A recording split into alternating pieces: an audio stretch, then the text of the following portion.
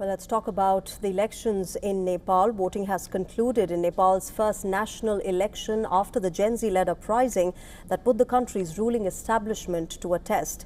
60% of the country's total registered votes have been cast.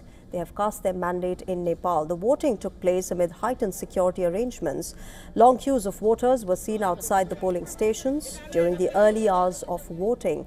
Ballot boxes have now been shifted to counting stations, and results will start coming in during the night time.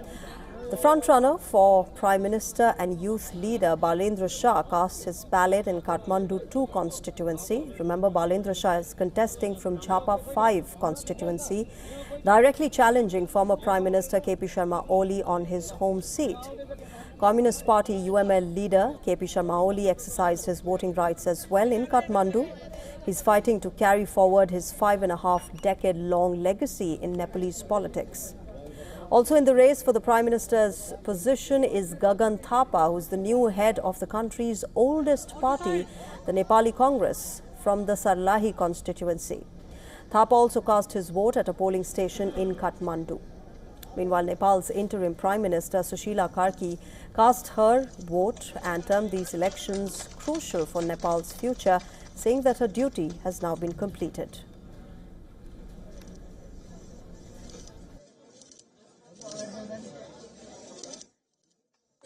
My duty is completed.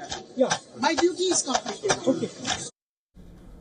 The vote for the Parliament's 275 seats pits old guard parties against young challengers. Nearly 19 million people are registered to take part in the ballot for the House of Representatives. These include almost 1 million first-time voters.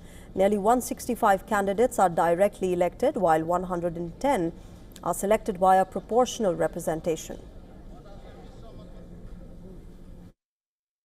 I really hope that whoever wins, they plays a significant role in development of Nepal, enhancing the life situations of every citizen, along with those who are marginalized, vulnerable, and who have been victim of various ill practices.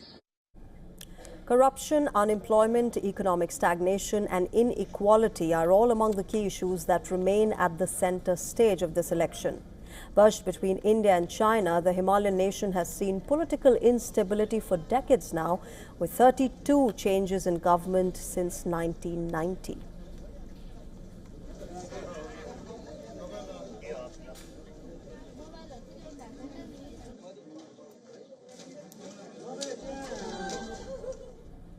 And for more on this, our correspondent Saloni Murarka has sent us this report from Kathmandu. Take a look.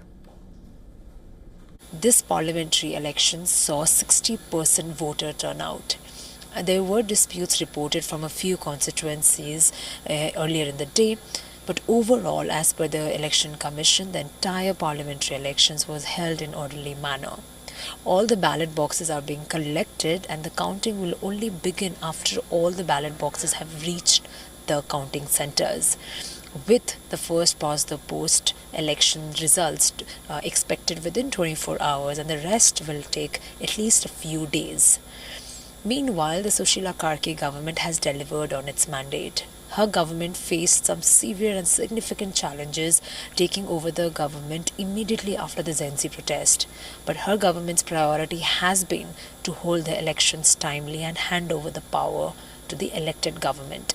Many of the analysts have predicted that this election is very unlikely to deliver a single party majority, and yet another it will deliver an hung parliament. So it might take some few weeks for the political parties to form alliances and form a government eventually. I'm Saloni Murarka reporting for WION from Kathmandu, Nepal.